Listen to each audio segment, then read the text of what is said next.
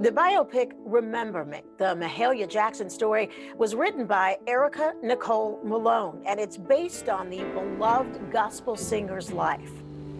Remember me when tears are falling down. The movie, starring Lettucey, is expected to be released in the fall. Here to tell us more is actress, writer, producer, and director Ericka Nicole Malone. Thank you so much for being with us. Thank you, Sandra. Truly appreciate being here. Is there anything you don't do? Not a lot. I'm glad, an honest woman. I try to do a little bit of everying.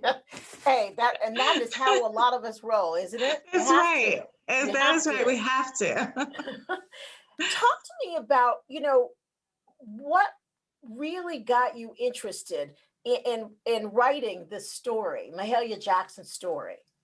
Yeah, I grew up in Louisville, Kentucky, and in the South, she was such a prevalent figure. She was a national treasure for Black people across the South. And so I grew up going to church, and you heard about Mahalia Jackson. You heard the songs, you heard the history, and kind of the stories passed down from one generation to the next. And so I always had that interest in Mahalia Jackson. And so when I started writing it and researching in 2017, I decided, wow, this is going to be a great story. And I wrote it, and basically it was shopped around Hollywood, and just decided, me and my business partner with Ericka Nicole Malone Entertainment, Philip Robinson, just decided to produce it ourselves. And so that, our version of the story can come to life. And it's just an amazing, amazing story. You say that, and I remember growing up as a kid, all you had to say was Mahalia. Yes. And there was a certain reverence there that, yes, honestly, that her voice was the voice of God in a lot of ways. So much so. That is an absolute beautiful way to word it. It was the voice of God. And I mean, she just, when you heard her speak, she just had a way of permeating the room, and she had a way of bringing God to the room. And, I just wanted to make sure that this story, people understood her contribution to the civil rights movement, and the fact that she was sort of a hidden figure, very close to Dr. King.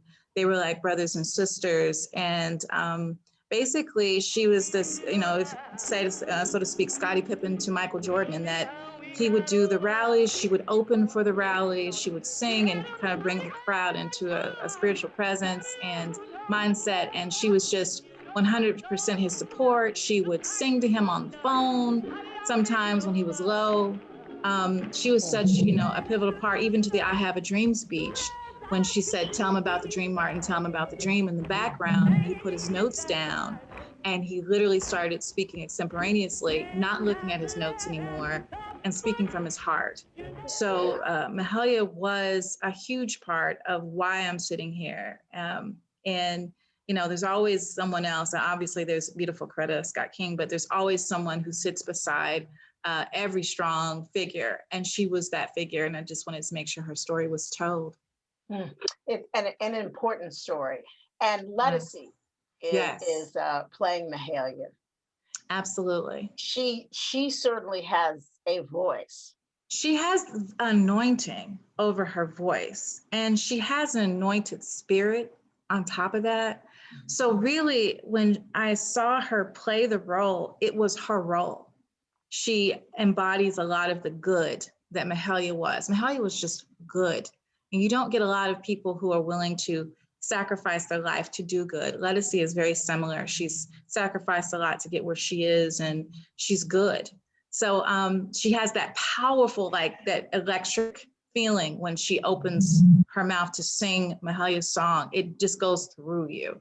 So I'm just incredibly excited about her. And Columbus Short as Dr. King, when he first started, practicing the role, it was eerie almost, because he sounded so much like him. And I would think that's a scary role to take on. Oh my gosh, but he is breathtaking. And he is such a fervent, not just supporter, but just had such respect for Dr. King. So, and it's a role he always coveted and wanted to play. So it's just amazing to get these two iconic figures playing such amazing roles. And where are you in the production at this point? When will we see it? We're still, we've shot since December. We still have a few more scenes to shoot. So it will be this fall when it debuts. And I'm very excited to announce it. And it's starring such amazing people. Wendy Raquel Robinson plays Mahalia's assistant. To see some of these actors play serious roles, you know that they can do the comedy and they make you laugh, but she's phenomenal. Janet Huber, you've seen her in Fresh Prince of Bel-Air as Aunt Viv, but she really, it's Oscar winning what her and Lettucey and Columbus, Wendy, all of them do. It's just phenomenal. Keith David, just seeing him perform, Keith Robinson from Dreamgirls. These are legends. And to see them care so much about the civil rights movement that they're willing to take this independent project on is a blessing. When you're working with material that you care about so much and you're close to it, and you know, it's about Mahalia Jackson, this kind of mythic figure for a lot of people. You know, how difficult is that? I mean, are there some days where you're like, okay, we're not getting this right. Is it hard to step back a little bit and kind of let people breathe and just do what they're going to do? Yeah, I think so. I mean, even when I wrote this, I have to sort of embody these characters and feel what they feel and go back to that period in the 60s and 50s and 40s. So a lot of times there's such a connection. I can tell when the actor is already connecting. Denise Dowse is the director for this. She's a legend. She was in Ray, and she's just a legendary person, actress, director. But so she was able also to just connect with the actors. But I mean, I could just tell that these actors were all handpicked. We all worked really hard in casting, and they just delivered. It really wasn't a lot of work to get them to do that. They naturally had so much respect for these roles. They are absolutely chillingly amazing in these roles. I'm so excited for everyone to see it. And we can't wait to see it, especially with that cast. I know that though you have other projects that you're working on. One of them is an hour-long TV drama, Della, a short film, Dreams from the Edge. Talk to me a little bit about that. Dreams from the Edge, we just shot in September with Bernadette Stannis, Thelma from Good Times, Mark Curry from Hanging with Mr. Cooper. And, you know, that was his very first film. I had no idea he had never did a film before. So he was so good. And it's a dramedy, and he was so funny, obviously. And just to see him, I mean, off camera, how legendary he is, how he can just go into these characters. He just had us laughing the whole time. And Bernadette, I mean, I don't think the world understands what an amazing actress she is. I'm excited to work with her on other projects. She is a phenomenal actress. She really connects to those roles. And Della is a series I'm working on. Basically about a Black woman who protects women from domestic violence. And so she's a mercenary, and she is, you know, a lot of times I'm wanting to see Black women in these phenomenal range of stories. We're so amazing in terms of this range of stories. So I try to create a tapestry of different stories that I'm excited about. And I'm really excited for the world to see what's coming out. And when Janet Huber was on with us, she talked about an animated series, JG and the BC Kids. Yes. And you're working with her on that. Yes, I am the executive producer with her, Elijah Rock, and also Tunes. I'm my business partner, Philip Robinson. And yeah, I mean, it's just to have her create the story. And she's so iconic. And by the way, she starred in my very first TV pilot, Word of the State, in 2015.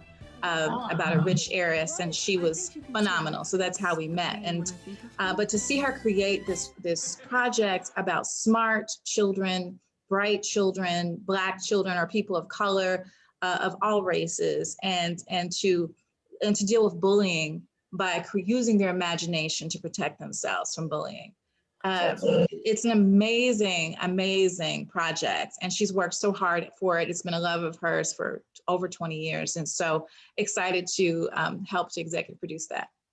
I want to ask you, just as a Black woman in Hollywood, do you feel like there's more opportunity for women in the industry? You know, you've been doing this for a while. Has it gotten easier?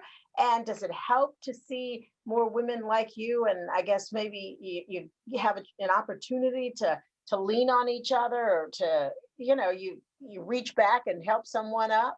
Yeah, it's never been easy, I think, for Black women. We're just resilient, and we don't even complain about it. We just get up and dust ourselves off.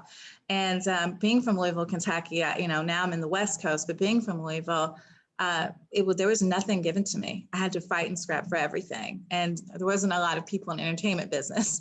So now in Hollywood, it's not easy, but there are some shining women, including Janet, who want to just go on the journey with you. I've met some amazing women like yourself, and who have just been great people to link up with, and who are positive and light. So yeah, it's not easy, but I would say just don't give up. You know what you're here for. And remember your grandmother's bones. Remember the people who died before you, who left you with that gift to do what you're doing and to be where you are right now. Yeah, and if you want it, go get it. That's right.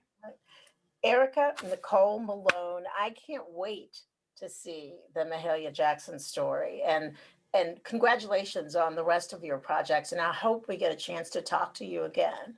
Thank you so much. Here and Now will be right back